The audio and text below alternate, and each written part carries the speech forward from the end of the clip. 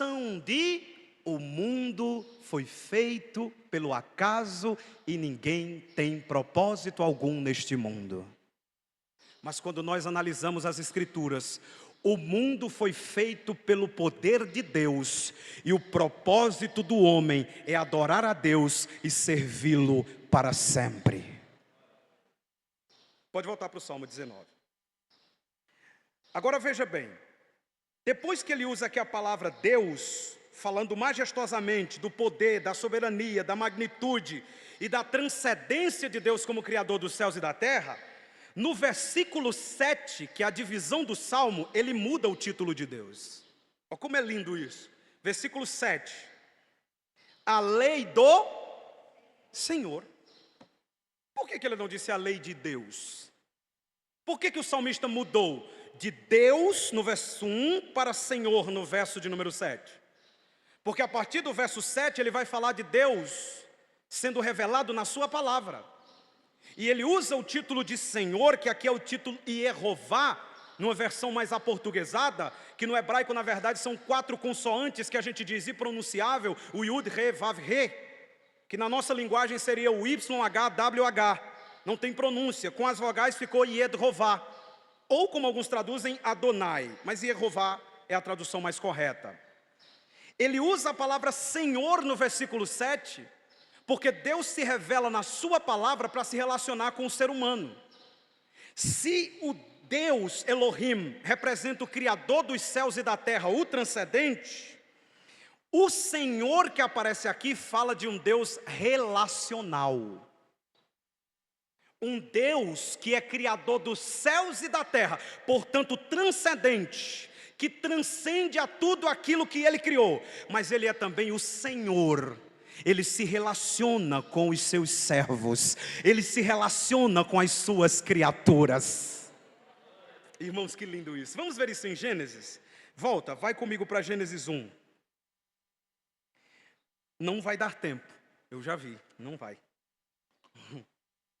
Nós precisaríamos de pelo menos 3 ou 4 salas únicas, né? Mas vamos lá, Gênesis 1. Vejam que Moisés, ele faz essa mesma coisa que o salmista fez. Veja, Gênesis 1, vamos ler alguns versículos aqui, só para os irmãos entenderem. Veja, só o versículo 1, no princípio criou Deus os céus e a terra. No verso 2 aparece, e o Espírito de Deus. No verso 3, disse Deus. E ele vai falando da palavra Deus, Elohim, Criador, até o capítulo 2, versículo 3, e ele segue, versículo 4. Mas, irmãos, quando nós percebemos o versículo de número 7, o salmista coloca um outro título para Deus. Gênesis 2 e 7. Então formou o Senhor Deus, o homem do pó da terra. Quando Deus vai criar o homem, majestosamente e habilidosamente, Moisés, ele troca o título. Ele diz, ele é Deus, ele é Criador, mas ele é também Senhor Deus. Ele é o Senhor que se relaciona com as suas criaturas. E a partir de agora ele vai criar o homem para se relacionar com ele. Portanto, Deus Criador é também Senhor, portanto é um Deus de relacionamento. Irmãos, é lindo a Bíblia. Tenho muita vontade de expor o livro de Gênesis inteiro com os irmãos aqui, mas eu terminaria em 2065. Então não dava para terminar nunca. Ou seja, o Deus Criador é também o Deus que se relaciona com as suas criaturas. Em teologia, a gente diz que Deus, e os irmãos já me viram ensinar muito isso aqui, a gente diz que Deus, ele tem os seus atributos, as suas características, as suas qualidades peculiares. Dentre os seus atributos, Deus é transcendente e imanente. Só para não esquecerem, estamos numa aula, diga comigo, transcendente e imanente. O que significa isso? Vamos ver, Isaías 57, versículo 15. Livro do profeta Isaías. Lembre-se, nós estamos apenas na introdução. Isaías capítulo 57, versículo 15. Olha o que a Bíblia diz de Deus. Isaías 57:15. Porque assim diz o alto e sublime, que habita a eternidade, o qual tem o nome de santo. Habito num alto e santo lugar, transcendência. Ele está acima de tudo aquilo que ele criou. Então Deus, irmãos, não é tudo. Isso aí é panteísmo. Existe uma doutrina herética chamada panteísmo, que diz que Deus é tudo. Deus é a barata, Deus é o coelho, Deus é a parede, Deus é tudo. Isso é panteísmo, nós não cremos em panteísmo. Deus, irmãos, Ele está acima de tudo aquilo que Ele criou. Ele criou todas as coisas e sobre todas as coisas Ele governa poderosamente. Mas note, esse Deus transcendente é também imanente. Continuação do versículo. Mas habito também com o contrito e abatido de espírito, para vivificar o espírito dos abatidos e vivificar o coração dos contritos. Imanência. O mesmo Deus que transcende a tudo que Ele criou, é o mesmo Deus que se relaciona com as suas criaturas. E aqui nós derrubamos uma terceira doutrina falsa. A primeira, existencialismo hedonista. A segunda, panteísmo. A terceira, deísmo, com D. Nós somos teístas, com T. Teos, Deus. Deísmo, com D, é uma teologia que ensina que Deus criou o universo e criou o ser humano como um fazendeiro. E jogou a gente nessa fazenda chamada mundo, não se interessa com a gente, não se preocupa com a gente, não intervém na nossa história, não está nem aí para quem Ele criou, mas no fim das contas Ele virá para acertar tudo. Esse não é o Deus da Bíblia, irmãos. O Deus da Bíblia é o Deus transcendente. Ele criou tudo e está acima de tudo. Mas é o Deus imanente. Ele visita as suas criaturas. Ele intervém na história das suas criaturas. Ele intervém na história do mundo. Porque Ele é soberano sobre tudo aquilo que Ele criou. Deus não abandonou a gente no mundo sem nenhum propósito de vida. Deus está interessado na nossa vida. Ele habita com aquele que é contrito e abatido de espírito, e Ele vivifica os abatidos e o espírito daqueles que estão contritos. Deus se preocupa conosco. Quem entendeu até aqui, diga amém. Muito bem, volte para o Salmo 19. Agora nós vamos analisar a impressionante habilidade de escrever de Davi. Irmãos, é simplesmente impressionante o que Davi faz. Impressionante. O Salmo, ele é dividido em duas partes e ele tem uma aplicação no final. A primeira parte do Salmo é dividida dos versos 1 a 6. E dos versos 1 a 6, Davi vai nos falar sobre a autorrevelação de Deus na natureza. A partir dos versículos 7 a 9, Davi vai nos falar a respeito da autorrevelação de Deus na sua palavra. E dos versos 11 a 14, ele termina com uma aplicação prática para a vida dos salvos em Cristo e em Deus. E este salmo é, sem sombra de dúvidas, um dos melhores salmos para a gente estudar sobre duas matérias da teologia sistemática. Está aqui a irmã que é seminarista, eu não sei se ela já viu essas matérias. Se não viu, vai estar vendo durante todo o curso. Que é a teontologia e a bibliologia. O que é teontologia? Theos, todo mundo sabe, Deus. Logia, estudo. Mas e ontos? Ser. Teontologia é o estudo do ser de Deus. Então, quando nós estudamos a teontologia, nós estamos aprendendo sobre o ser do Deus que nós servimos, sobre o ser do Deus que nós dizemos adorar. E a bibliologia é a doutrina da Bíblia, das Sagradas Escrituras. Aqui, neste salmo, de maneira majestosa, Davi trata dessas duas doutrinas, teontologia e também trata da bibliologia. Agora, o que nós temos que entender aqui? Se o salmo fala da doutrina da revelação de Deus, o que é a revelação de Deus? Essa é uma boa pergunta aqui na nossa introdução. A revelação de Deus é a forma ou a maneira pela qual Deus se faz conhecer. Ou seja, Deus, em sua infinita bondade, misericórdia e pela sua imensurável graça, Ele permitiu que nós, seres humanos tão falhos, tivéssemos conhecimento da sua existência, dos seus atributos, do seu caráter, da sua vontade, através da sua autorrevelação. A doutrina da revelação de Deus nos ensina, irmãos, que Deus não precisava se revelar a nós se Ele não quisesse. Ele teria criado tudo e pronto, Ele não precisa da gente para nada. Mas isso é graça. O Deus Criador é o Deus que se revela às suas criaturas. Deus se deixa conhecer por nós. Irmãos, isso é sem sombra de dúvidas maravilhoso, porque talvez você tenha pessoas que você admira, que você queria conhecer, e talvez você nunca tenha a oportunidade. Eu tenho pregadores que eu admiro bastante, que eu nunca vou conhecer eles. Não diga isso, pastor, digo que eles já morreram. Não tem mais como conhecer. Não tem como conhecer Charles Spurgeon. Se aparecer para mim é um demônio. Não dá para conhecer ele, não dá para conhecer George Whitefield, não dá para conhecer o mestre John Calvino, não dá, eles já morreram. Não dá para conhecer, quem sabe qual é o teólogo que eu mais admiro da história da igreja? Quem sabe? Você não vale. Quem sabe, irmãos? Santo Agostinho, não dá para conhecê-los.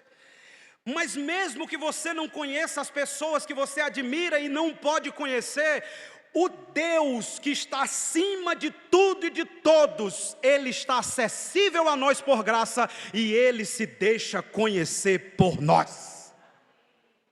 Isso é maravilhoso, irmãos. Agora, note bem, é bom destacarmos que nós nunca conheceremos a Deus em sua totalidade. Nunca. Nunca. Deus não pode ser compreendido plenamente, totalmente pelo ser humano, irmãos. Na linguagem do apóstolo Paulo, Deus é como uma imensurável profundidade escura de sabedoria. Vamos ver isso na Bíblia?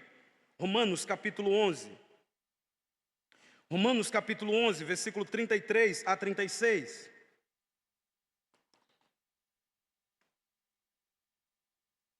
Veja, Paulo em Romanos, ele está falando da obra da salvação. Isso é lindo, irmãos, em Romanos. Em Romanos, Paulo está falando da obra da salvação. No capítulo 1 de Romanos, Paulo fala sobre todo o mundo dos gentios distantes de Deus. No capítulo 2 de Romanos, Paulo fala sobre os judeus religiosos, que também eram pecadores e estavam distantes de Deus. No capítulo 3 de Romanos, Paulo diz que todos pecaram, judeus e gentios, toda a humanidade pecou e está afastada da glória de Deus. E ele prepara em Romanos 3, caminhando para 4, 5, falando sobre a justificação pela fé em Cristo Jesus. Todos pecaram, por isso estão condenados, mas em Cristo todos podem ser justificados. No capítulo 6, 7 e 8, Paulo fala em Romanos sobre a vida debaixo da graça, que nos dá poder para sermos santos e vencer o pecado. No capítulo 9 e capítulo 10, e também o início do capítulo 11, Paulo fala sobre a situação de Israel e o remanescente que será salvo no final. Quando Paulo fala sobre essas grandezas da revelação de Deus, ele fica tão impressionado, ele fica tão entusiasmado, ele fica tão boquiaberto, que ele para um pouquinho na sua exposição e ele faz uma doxologia. O que é uma doxologia? Um hino de louvor e adoração a Deus.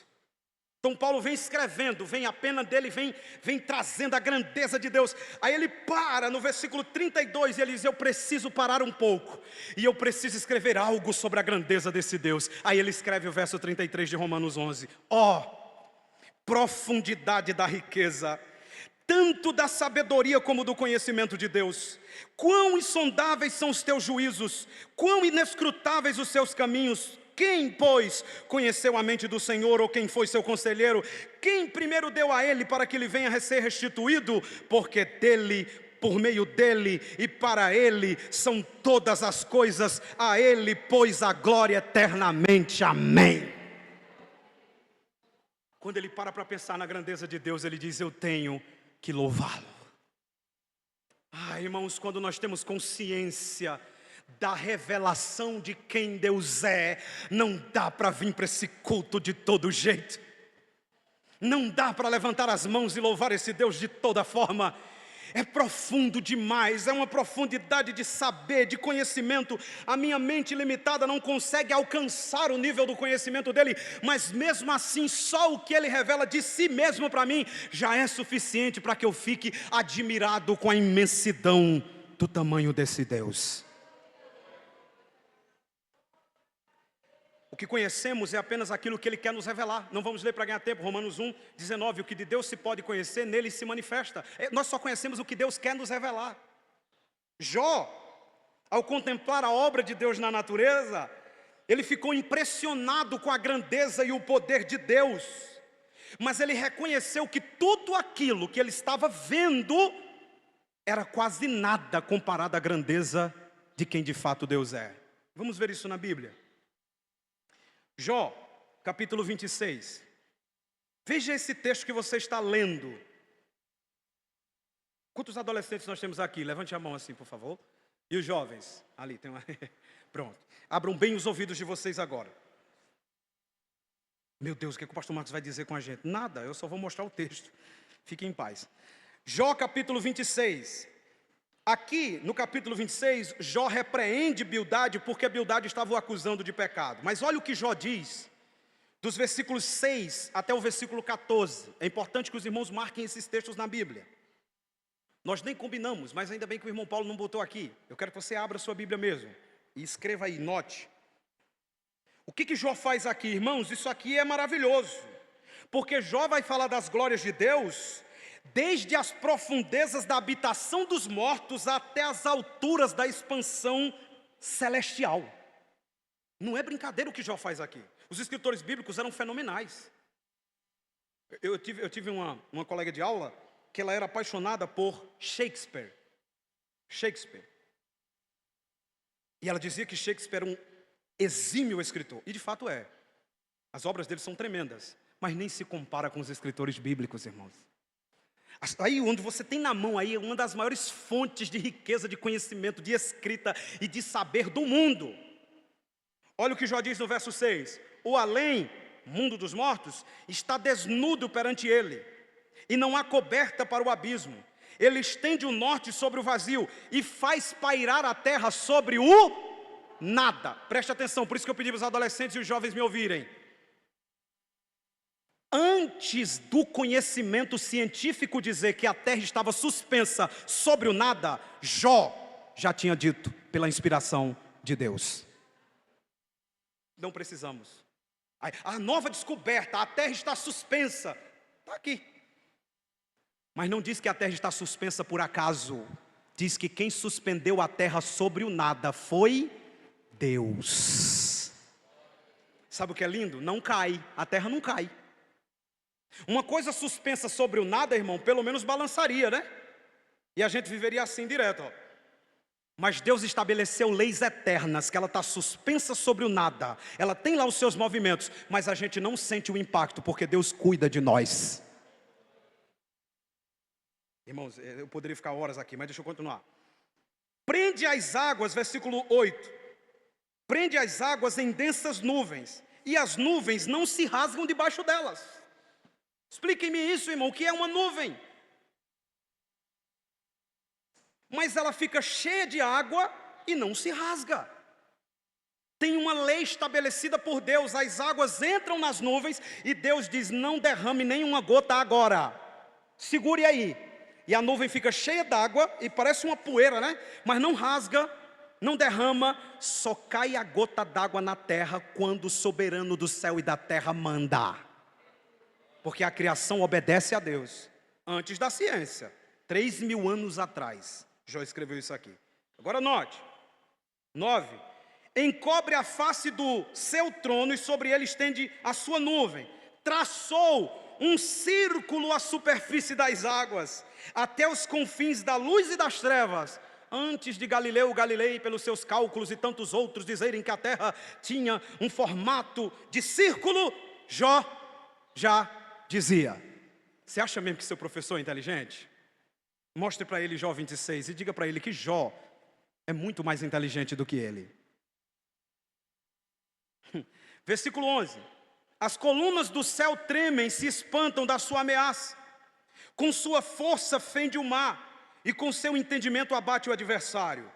Pelo sopro da sua boca, em outras versões diz pelo espírito, porque a palavra que aparece aí é ruach, em hebraico, que pode ser traduzido como espírito, a melhor tradução é espírito mesmo. Pelo seu espírito aclara os céus, e a sua mão fere o dragão veloz. Aí você diz, que conhecimento profundo! Eu acho que agora Jó vai dizer assim, pronto, sei tudo sobre Deus. Olha o que ele diz no verso 14. Eis que isto são apenas a orla dos seus caminhos. Você entendeu isso? Orla é a beirada da veste. Jó está dizendo, tudo que eu descrevi aqui, vocês já estão impressionados demais, porque é muito grande. Mas isso, comparado a Deus, é apenas a costura das vestes dele. Ele é muito maior do que aquilo que ele criou. Irmão, que coisa linda. Aí o texto diz que leve sussurro temos ouvido dele. Olha o que ele diz. Ele diz, isso aqui que nós estamos vendo de Deus, ouvindo de Deus, é apenas um leve sussurro. Nem é a história toda. Mas o trovão do seu poder, quem entenderá? Escute isso. Ninguém aqui, por mais intelectual que seja, por melhor o curso de teologia que você faça, ninguém aqui vai conseguir conhecer Deus plenamente. Nem nessa terra, nem na eternidade. O conhecimento do Senhor, diz o Salmo 139, é amplíssimo, tão alto que eu não consigo atingir. Então o que a gente sabe dele, irmãos, é muito pouco comparado ao que ele é. O que significa a palavra revelar? Revelar significa tirar o véu, desvelar o que está oculto, manifestar, descobrir, tornar claro. Portanto, a autorrevelação de Deus, entendam isso aqui, é a sua automanifestação aos homens no nível em que o conhecimento sobre Deus se torne acessível a nós. É assim, irmãos, deixa eu tentar explicar isso usando essa ilustração. Eu não sou muito bom de ilustração, não, mas eu quero tentar usar essa ilustração para você entender. Quando você está lidando com uma criança, como é que você faz com ela? Você fala para ela quando ela quer beber algo, olha, veja bem, eu vou lhe servir agora um H2O, as composições dessa água. É assim, irmãos, que a gente diz com a criança? Mas o que é água? Não é assim que a gente faz? Aguinha, aguinha, aguinha, aguinha, aguinha. A gente desce ao nível da criança para que ela nos compreenda. Deus teve que descer ao nosso nível para se revelar a nós. Senão nós não compreenderíamos. Aqui, irmãos, entra a questão da escrita da Bíblia. A escrita da Bíblia. A Bíblia foi escrita por homens. Claro, você queria que tivesse sido escrita por um orangotango? O macaco não vai ler Bíblia, irmãos. Foi escrita por homens porque é Deus falando em linguagem humana. Mas os homens escreveram movidos pelo Espírito de Deus. Então não tem um problema nenhum com dizer que a Bíblia foi escrita por homens. Graças a Deus, se tivesse sido escrito por um jegue, eu não ia entender nada. Eu só ia ter rincho. R.C. Sproul, ele diz que nós não podemos contemplar Deus com nossos próprios olhos, mas podemos conhecê-lo por meio da revelação, porque ele removeu o véu que o ocultava de nós. Ou seja, nós só conhecemos a Deus porque Deus removeu o véu da ignorância e se revelou para nós. Irmãos, vejam como era chato o culto como esse, por exemplo, para a gente que não era crente. Vocês já pararam para pensar, quando você não era crente, o quanto isso era chato? Você chegava aqui e não entendia nada. O louvor era até bonzinho, porque o louvor é bom, mexe com as nossas emoções e o louvor é maravilhoso. Mas quando chegava a hora da palavra, E se o pregador fosse ruim, aí pronto. Você não entendia nada, era entediante, era um fardo, era ruim, era chato, porque tinha um véu na sua mente, você não entendia nada. Hoje você está aqui e já se passaram 40 minutos que vocês estão me ouvindo. E eu estou olhando para os olhos de vocês, e vocês estão com os olhos e uma expressão facial como que dizendo: eu quero saber mais de Deus. O véu foi removido. Agora não é mais um fardo, agora é um prazer conhecer sobre Deus. Agora note, é importante entender que não somos nós que alcançamos a revelação de Deus. Aí é gnosticismo. Não somos nós que alcançamos a revelação de Deus. É Deus que se revela para nós. Veja Oséias 6:3. Oséias 6:3. Oséias fica depois de Gênesis e antes de Apocalipse. 6:3. Oséias 6:3. Veja o que ele diz, que é uma combinação perfeita aqui. Conheçamos e prossigamos em conhecer ao Senhor. Como a alva, a sua vinda é certa, e ele descerá sobre nós como a chuva, como chuva serôdia que rega a terra. Note como isso é lindo. Oséias está dizendo o seguinte: conheçamos e prossigamos em direção ao conhecimento de Deus. Enquanto você conhece e busca conhecer, Ele vem até você e se revela a você como a chuva que cai sobre a terra. O que é isso? Significa que eu ando na direção de conhecê-lo, e Ele vem na minha direção para se revelar a mim. E a revelação dele é como uma chuva caindo sobre a terra. Qual é a imagem que Oséias quer passar para nós aqui? Qual é a imagem? Pensa comigo, você está em direção à sua casa. Em direção à sua casa, e de repente dá aquela chuva torrencial, dessas que dá de vez em quando aqui em Petrolina. Você se sente pequeno no meio da chuva, não se sente?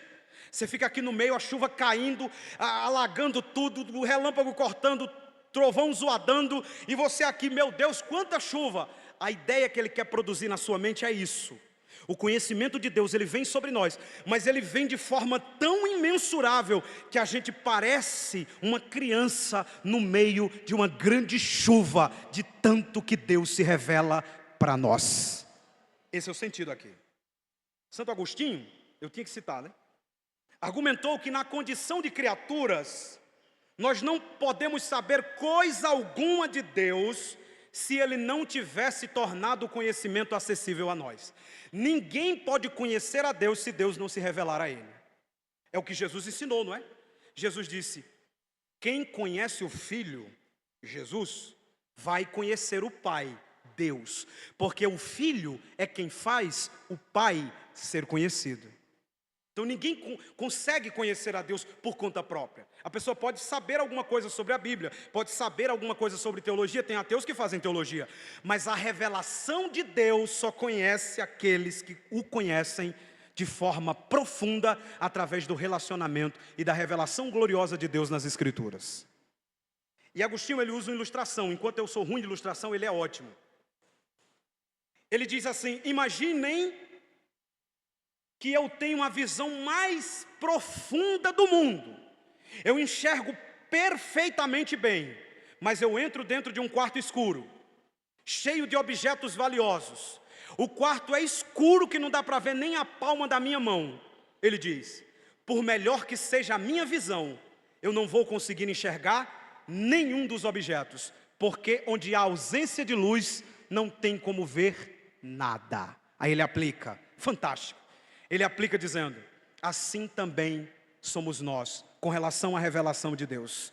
Se Deus não iluminar a nossa mente, nós nunca conheceremos nada sobre Ele. Ele tem que iluminar. E quando é que acontece a iluminação dessa mente, pastor Marcos? Quando nós somos salvos. Veja, irmãos, veja Efésios 1:18. Efésios 1:18. Glória a Deus. Como é bom estudarmos sobre Deus, conhecermos ao Senhor. Efésios 1:18. Olha o que Paulo diz. Tendo iluminado os olhos do vosso entendimento, em outras versões corações, entendimento é melhor, para saberdes qual é a esperança do chamamento, qual é a riqueza da glória da sua herança nos santos. Paulo diz, Deus iluminou os olhos, não do corpo, porque aqui é só máquinas fotográficas, mas Ele iluminou os olhos da nossa mente, porque é os olhos da mente quem diz o que os teus olhos físicos enxergam. Os olhos do corpo enxergam a cadeira, mas é a sua mente que diz que o que você está vendo é uma cadeira. Os olhos físicos enxergam a criação, mas é os olhos da mente que diz que Deus criou todas as coisas. E Deus fez isso de maneira majestosa, irmãos. Majestosa. Veja 2 Coríntios, capítulo 4. 2 Coríntios, capítulo 4. Está em Efésios? Volta. 2 Coríntios, capítulo 4. Olha o que diz a Bíblia, versículo 6. Porque Deus, que disse, das trevas resplandecerá a luz. Onde? Deus disse que das trevas teria que resplandecer a luz. Onde? Onde? Espera, olha o que Paulo está falando. Porque Deus que disse que das trevas resplandeça a luz. Onde Deus disse às trevas, haja luz? Em Gênesis. O que Paulo está fazendo aqui é comparando o que aconteceu em Gênesis 1 com a nossa salvação.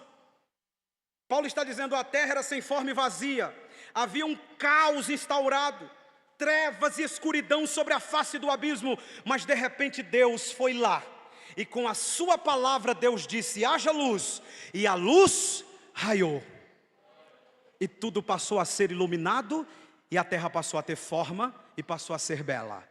Aí Paulo está dizendo, é isso que Ele fez com você.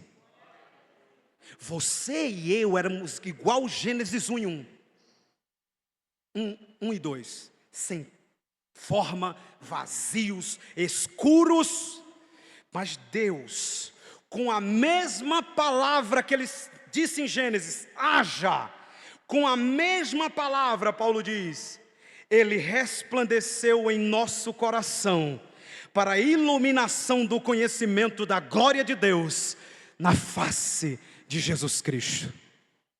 Ou seja, o Deus que afugentou as trevas da terra, também afugentou pela mesma palavra as trevas do nosso coração. É por isso que a gente conhece a Deus. É porque Deus se revelou a nós, iluminando as nossas trevas espirituais. Quem está entendendo, diga amém. Deus se revela, irmãos, de duas maneiras. Ele se revela na natureza, que é o que nós chamamos de, não esqueçam isso e anotem, revelação geral de Deus. A revelação de Deus na natureza é chamada de revelação geral de Deus. E Deus se revela de uma segunda maneira, que nós chamamos em teologia de revelação especial de Deus. Hoje pela manhã os irmãos estão tendo uma aula de teologia, gratuita. Amém? Glória a Deus por isso, né? Gratuita. Revelação especial de Deus. E qual é essa revelação especial de Deus? A revelação especial de Deus é a revelação de Deus nas Escrituras. Agora eu tenho que dizer algo importante para os irmãos aqui. É bom que fique claro, irmãos, que não existem novas revelações. Deus se revelou no passado de muitas maneiras e de várias formas. Por fim, Ele se revelou através de Jesus. E nós conhecemos isso tudo através das Escrituras. Uma vez que nós temos as Escrituras como a revelação especial e definitiva de Deus, nós não precisamos de novas revelações. Qualquer pessoa que venha para você com novas revelações é um falso profeta. Pastor Marcos, sim. Porque é daí que surgiram as seitas. O que é o mormonismo? É uma nova revelação de Jesus Cristo. mas Paulo disse que já fechou. O que é o adventismo do sétimo dia? É uma seita criada a partir das visões e revelações de Ellen White. Heresia. O que é o catolicismo romano? Movimento fundamentado nas visões e revelações do papado e da tradição. Heresia. Veja como é maravilhoso isso. Não existem novas revelações. A revelação das Escrituras é suficiente. Por isso que ela é a base para provar qualquer revelação. Veja, Hebreus 1. Se eu disser que nós estamos na introdução, vocês acreditam? Hebreus capítulo 1, versículo 1. Mas é isso mesmo, é estudo, irmãos. Isso aqui que eu estou ensinando para os irmãos, a gente estuda em seminários. Se o professor for doido que nem eu, que quer falar detalhadozinho, é 6, 7 meses essa matéria. Não é isso, irmã? 6, 7 meses. Então eu estou tentando fazer em 1 hora. Verso 1 e 2 de Hebreus 1. Havendo Deus outrora, passado, falado muitas vezes e de muitas maneiras aos pais pelos profetas, nestes últimos dias nos falou pelo Filho. Segure um pouquinho, porque a palavra que é usada aqui no grego é a palavra laleo. Mas isso não é o mais importante. O importante é o tempo do verbo. Laleo, qualquer dicionário que você pesquisar vai estar lá, laleo. Tá, mas e o tempo do verbo? O tempo do verbo é o que indica a maravilha do texto. Laleo aqui, o verbo está no aoristo do grego. E o que isso indica? Indica finalidade. Deus nos falou nesses últimos dias pelo Filho. Finalidade, não tem mais novas revelações. Já acabou, já terminou. Jesus já disse tudo o que tinha para dizer. E está revelado na sua palavra. Entenderam como é maravilhoso isso? Agora veja, ele diz, pelo qual também fez o universo. Então, irmãos, a revelação da palavra de Deus, especial de Deus, ela é única, infalível, definitiva e completa. Não precisamos de mais nada. Esses dias, está gravando, não está? Tá. Esses dias eu estive ministrando em um lugar, e aí quando eu terminei de pregar, uma irmã, bichinha, ela chegou onde eu estava. E bichinha não é pejorativo não, por favor, irmãos, é só um termo carinhoso nordestino. Eu estou falando que tem gente que me escuta lá do Rio, aí quando eu uso meus dizezinhos aqui do Nordeste, eles botam lá nos comentários que eu estou denegrindo as pessoas. Mas você que está aí, bichinho, bichinha no Nordeste, é uma pessoa simples. Tem que explicar tudo hoje, né, irmão? Tudo, senão a gente se complica. Aí ela chegou e disse assim, eu estava num calor, irmãos, para morrer. Aquilo era muito quente, o ventilador estava lá, mas não estava. E eu estava de gravata, porque eu só podia pregar de gravata. E a gravata estava me apertando. E eu comecei a pregar, eu sou bem expressivo, os irmãos me conhecem. E começou a apertar, e eu comecei a folgar a gravata para ver se eu conseguia falar mais. Para que eu fiz isso, irmãos? Terminou o culto, a irmã disse, pastor, eu vi um demônio com as unhas no pescoço do senhor. Era só a gravata, irmãos. Não tinha demônio nenhum. Mas eu não ia ensinar teologia na porta da igreja para aquela irmã. Então eu disse, minha irmã, pois ele sofreu, porque minha gravata estava muito apertada. Irmãos, é a tolice das pessoas de achar que há novas revelações. Não. Veja Judas, carta de Judas. Judas aqui não é o Iscariotes, pelo amor de Deus, Judas não escreveu nada. Judas Iscariotes. Judas aqui é o meio-irmão de Jesus. Antes de Apocalipse, Judas. Judas é capítulo único. Por isso que a gente diz Judas, versículo 1, versículo 2, versículo 3 e assim por diante. Os irmãos que não são da sala dos adultos, por favor, me entendam. É que eu sei que vocês sabem de tudo isso, irmão, mas é que eu ensino desenhando. Mas eu não estou com isso querendo dizer que os irmãos são ignorantes, de forma nenhuma. Eu conheço os adolescentes dessa igreja, os jovens dessa igreja e até as crianças dessa igreja. E são pessoas bem instruídas para a idade deles. Louvado seja Deus por isso. Eu só faço isso porque é meu estilo, é meu método. Mas vamos lá. Judas verso 3. Amados, quando empregava toda a diligência em escrever-vos acerca da comum salvação, foi que me senti obrigado a corresponder-me convosco, exortando-os a batalhardes diligentemente pela fé. A fé aqui não é o ato de crer. A fé aqui, pistes, substantivo, significa o conteúdo doutrinário da igreja, a palavra. Então, batalhar pela fé é defender o evangelho, é defender a palavra. Mas o que eu chamo a sua atenção é para o que vem depois, ó. A batalhar diligentemente pela fé, que de uma vez por todas foi entregue aos santos. O que significa de uma vez por todas? Que acabou, já era, já foi entregue, pronto, cessou, não tem mais revelações.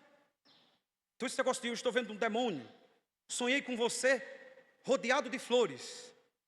Aí o irmão diz, meu Deus, eu vou morrer. Mas não, irmão, foi só um sonho de um coração que passou, ouviu alguma coisa relacionada à flor. Isso não tem nada a ver. Tem gente escravizada com essas coisas.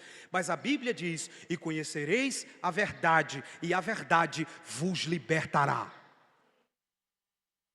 Terminamos a introdução. Agora eu vou começar a pregar para os irmãos. Só tenho 5 minutos, eu não vou, obviamente, pregar tudo hoje aqui. Como eu disse, precisaremos de 3 ou 4 turmas unidas para fazermos essa exposição. E talvez em uma outra oportunidade eu trate isso com os adultos, não sei se domingo, não sei, vou ver. Mas eu quero apenas dividir para os irmãos. Eu dividi esse salmo, falta 5 minutinhos, segurem aí. Eu dividi esse salmo em 3 partes, como a divisão natural. A primeira parte é a autorrevelação de Deus na natureza, dos versos 1 a 5. A segunda parte, a autorrevelação especial de Deus nas Escrituras, versículos 7 a 9. E a terceira, as aplicações práticas da revelação para a vida do crente. Esses são os 3 pontos do nosso estudo. Eu vou tentar, nos 5 minutos que me restam, falar pelo menos da primeira, a autorrevelação geral de Deus na natureza. Como o salmista começa? Agora vamos ao Salmo 19. Verso 1, agora vamos começar, irmãos, a exposição do Salmo. Salmo 19, verso 1. Os céus proclamam a glória de Deus, e o firmamento anuncia a obra das suas mãos. Como pastor de ovelhas, Davi certamente contemplava durante as noites, irmãos, o céu maravilhoso, cheio de estrelas brilhantes, como a tela de uma pintura excelente de um destro pintor. Certamente ele olhava para aquilo e ficava maravilhado. E ele também via quando o sol nascia pela manhã, porque os pastores dormiam tomando conta do rebanho. E ele via a força do sol saindo das suas recâmaras e percorrendo até o poente como um noivo, como um guerreiro, como um herói. Davi vê tudo isso. E ao invés de Davi adorar as estrelas, ao invés de Davi adorar os céus, ao invés de Davi adorar a lua, o sol, os planetas, pelo contrário, Davi reconhece que todas as coisas criadas revelam o seu Criador. E na verdade, toda a natureza são pregadores silenciosos da grandeza, da glória e do poder de Deus. Então, quando você olhar para a imensidão de todas as coisas criadas, o sol, o céu, a chuva, as estrelas, quando você olhar para tudo isso, por favor, não adore essas coisas. Pastor Marcos, mas ninguém adora isso. Adora. Tem crente, irmão, que bota no perfil do seu Instagram, servo de Jesus, serva de Jesus, signo Capricórnio. Adoração dos astros, adoração dos planetas. Tem gente que acredita em signo, irmãos. Tem gente que diz assim, olha, quem não já ouviu isso aqui no Nordeste? Quando o céu está desse jeito, vai morrer gente. O que tem a ver, irmão? O céu desse jeito com morrer gente. São agoureiros, prognosticadores. Não, Davi olhou para todas essas coisas e Davi entendeu que todas estas coisas, elas não trazem glória para si, elas apontam para o seu Criador e dizem, Ele é quem nos criou, Ele é o digno de toda a glória. Irmãos, veja o Salmo 148. Veja, eu acho maravilhoso esse salmo. Salmo 148. Olha o que o salmista vai fazer aqui. 148. Ele vai falar das coisas criadas louvando a Deus. Eu não vou conseguir ler todo o salmo, que é grande, E se eu precisar passar 3 minutinhos, 5 minutinhos, por favor me deixem, mas deixem terminar pelo menos esse primeiro ponto. Eu não vou até 11 horas não, fiquem tranquilos. Mas olha o que ele diz no verso 4, Salmo 148, verso 4. Louvai os céus dos céus e as águas que estão acima do firmamento. Louvem o nome do Senhor, pois Ele mandou e foram criados. O salmista diz, até as próprias coisas criadas que os homens adoram nas religiões pagãs, até elas louvam e adoram ao Senhor. Irmãos, a revelação de Deus na natureza torna o homem indesculpável. Eu vou só citar por conta da hora. Mas Romanos 1, 19 a 21, Paulo diz que Deus se revela nas coisas criadas para que o homem fique indesculpável. O que significa isso? Significa que ninguém pode chegar diante do trono de Deus e dizer, naquele dia, eu estou sendo condenado porque eu não conhecia o Senhor. Deus dirá, mas a natureza falava o tempo todo sobre mim. Você me conhece, só não me deu glória. Estão entendendo? Então ninguém vai ter a desculpinha de dizer, mas eu não sabia. A natureza mostrava a grandeza de Deus, mas os homens, diz Paulo em Romanos 1, eles olhando para tudo isso, começaram a adorar a criatura, ao invés de adorar o Criador. Estou terminando. A criação revela a existência do Criador, e não apenas a existência, isso é que é maravilhoso.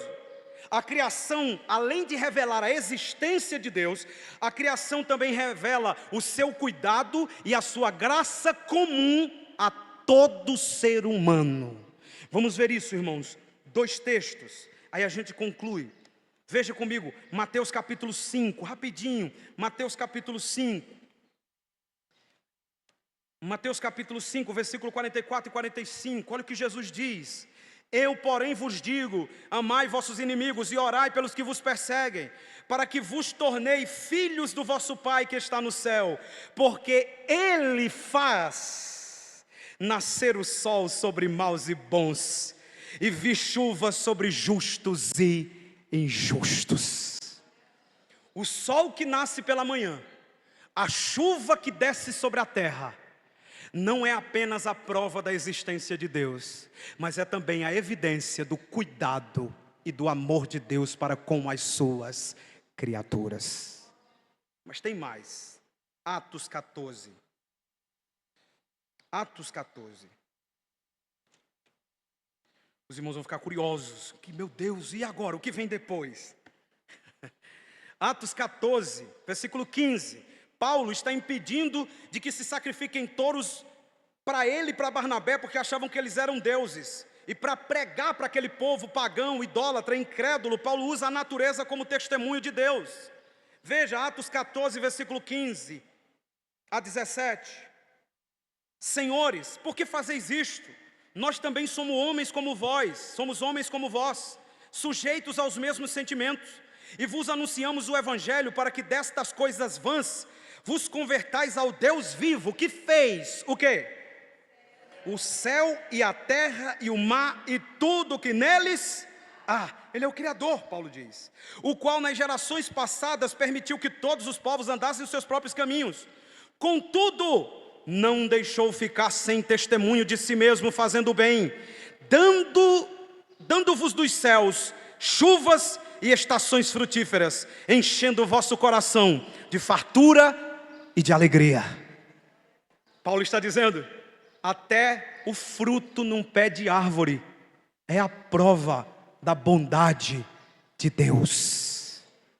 Não é a habilidade de Anderson, da irmã Jéssica, da irmã Cristina, do irmão David, que trabalham na área da agronomia. Não, eles têm a inteligência deles dada por Deus, eles trabalham naquilo tudo, mas se Deus não der o fruto, não terá trabalho para os agrônomos. Quando você for comer uma fruta, meu irmão, quando você chegar em casa hoje, você for comer uma fruta, lembre-se, é a bondade de Deus. É a bondade de Deus. Esta é a revelação de Deus, irmãos, geral na natureza, extraordinária e perfeita. E eu quero concluir com um dos poemas mais belos, escrito por Santo Agostinho, no livro 10 das Confissões. Agostinho escreve o seguinte: quem é o meu Deus? Aí ele diz: aventurei-me por saber quem ele era. Eu perguntei à terra, e ela disse: eu não sou o teu Deus. Tudo que na terra existia, eu perguntei: vocês me criaram? E tudo que na terra existia me responderam: não, nós não somos o teu Deus. Interroguei o mar, os abismos, os répteis animados e vivos, e todos me responderam: não somos o teu Deus, busca-o acima de nós. Perguntei ao ar, perguntei ao vento, e eles me disseram: Anaxímenes era um filósofo que dizia que tudo veio do vento. E os ventos disseram: Anaxímenes estava enganado, nós não somos o teu Deus, procura acima de nós. Interroguei o céu, o sol, a lua, as estrelas, e todos me disseram: não somos o teu Deus, não somos o Deus que você procura, procura-o acima de nós. Então eu reuni toda a criação e disse: por favor, falem-me alguma coisa sobre o meu Deus. E a terra, os seres vivos, o sol, a lua, o céu, as estrelas, os ventos, todos disseram: o seu Deus, Ele nos criou. Fiquemos em pé.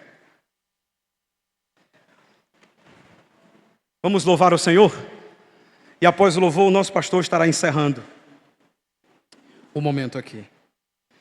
E as próximas, só se os irmãos aí das classes quiserem, vocês falam depois com o pastor Aliston e vejam aí se a gente pode continuar um outro dia, não sei. Mas é muito importante esse assunto.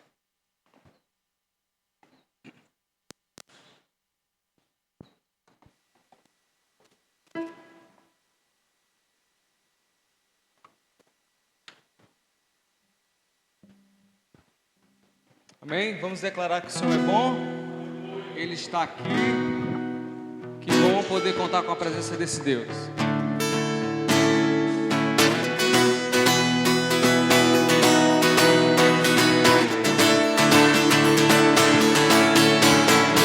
Senhor, Tu és bom, Tua misericórdia é para sempre. Para sempre. Senhor, Tu és bom, Tua misericórdia é para sempre. Para sempre. Todos os povos te exaltarão, de geração a geração te adorarei. Aleluia, aleluia, te adorarei por tudo que és, te adorarei. Aleluia, aleluia, te adorarei por tudo que és. Deus é bom.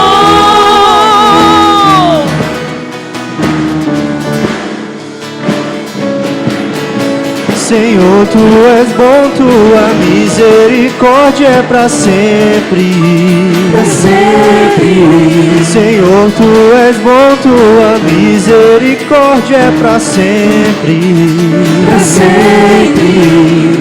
Todos os povos te exaltarão, de geração a geração te adorarei.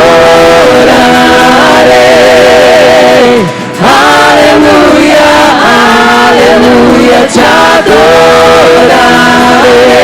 por tudo que és.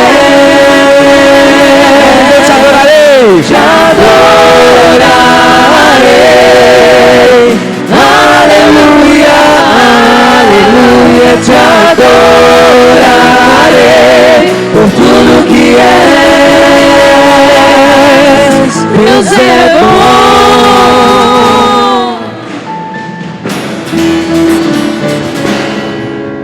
Deus é bom.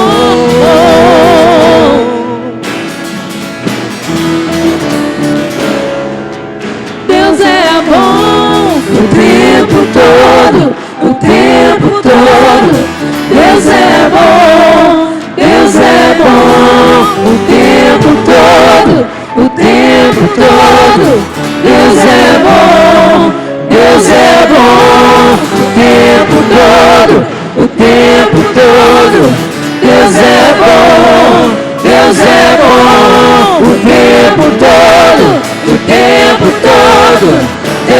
é bom, te adorarei. te adorarei. Aleluia, aleluia, te adorarei por tudo que é. Te adorarei.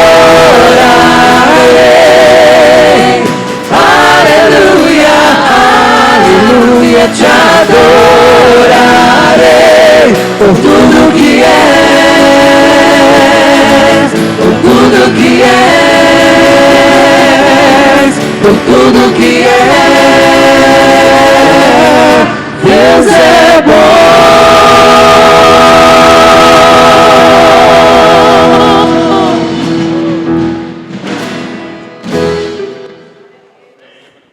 Amém, meus amados. Nós vamos estar aqui encerrando.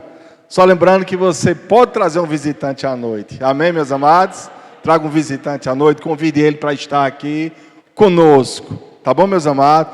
O culto começa a que hora? Você vai chegar a que hora? Eu ouvi 7 horas aí.